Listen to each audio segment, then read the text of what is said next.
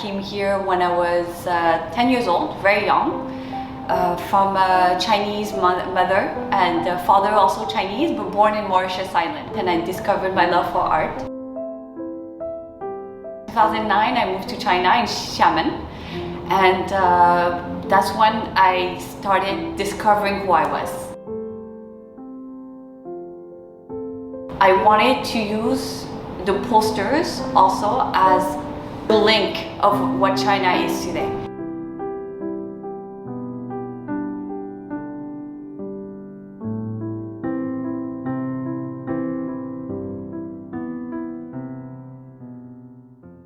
That's an old one, but it was instead of cultivating the cotton, it was a cotton worker.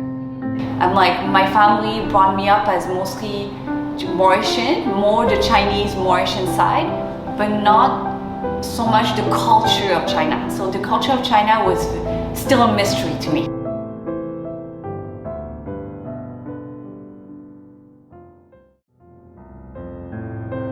Before I started the trip, I went blind.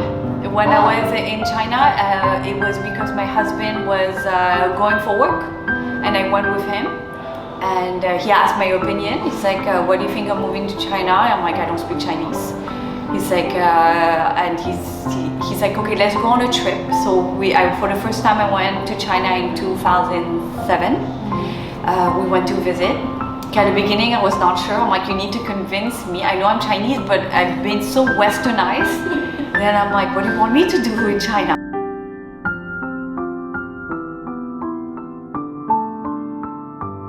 He went to China the first time and he came back. He's like, Nelly, I'm in love. He stayed for a month just for work, and he loved it. He's like, we gotta move, we gotta move. So for a long time he was trying to convince me. He's like, okay, go and tell me what you think. So we go together, and that's when I started discovering, and then discovering my culture, questioning who I was, seeing how they went from the cultural revolution to how they were pretty much told what to do, told what to wear, to what to become today, where they buy like luxury item, and like they have cars. They pretty much spoiled themselves because they were so repressed into what they wanted as individuals, that now they're like, okay, this is who I am. I'm gonna invest on myself.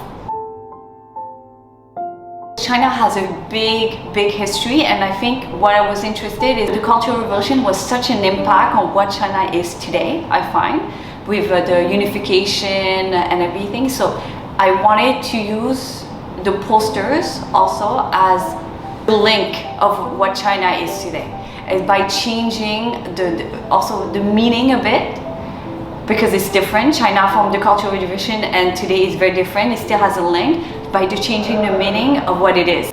I find that sometimes we're not satisfied. We compare ourselves too much to the other people, and I don't blame it. That's everywhere, I find. It's international. It's not only in Chinese. It's very more, I find, well apparent in Asia, because they don't hide it. That's the beauty of it. They don't hide it. I'm like, this is what I feel, this is what I'm going to do. But I find we compare ourselves too much, that sometimes we don't accept who we are the way we are. So skin deep is mostly, it's beyond what is in the front. It's what it is inside. Because when people ask you about why do you do this, I'm like, oh, it's for myself. It's always for myself, because you don't want to be judged. People don't like to be judged. I studied a lot of the past of my grandma. Her story before her life in China, how one of my aunts stayed in China. So the nostalgia it's missing what I do not know. I miss it. I never experienced it, but I miss it. And also my life I had in China when I moved there in 2009, I loved it. Like it was a beautiful experience. China, seriously, me and my husband is Quebecer, and he loves China too. It has this energy. It has a beautiful energy. The people are beautiful. People are really nice. They are very caring.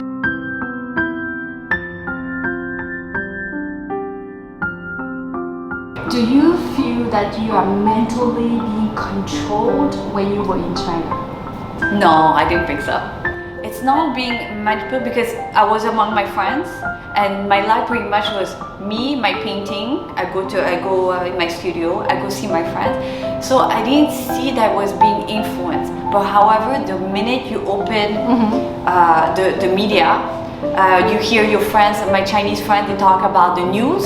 Then it starts. I'm like, and then I will realize, I'm like, no, that's when you start argumenting. I'm like, no, don't think this way. This is not right. My husband actually notices when we were watching TV in China, it's the first time we saw footage of Russia with the sun.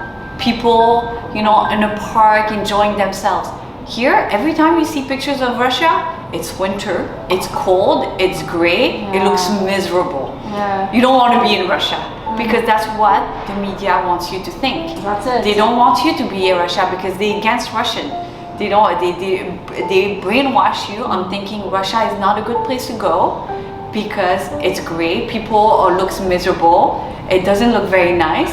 However, when we're in China, the footage of Russia was beautiful. We were like, oh my God, I actually want to go there. That's where the United States doesn't want you to think.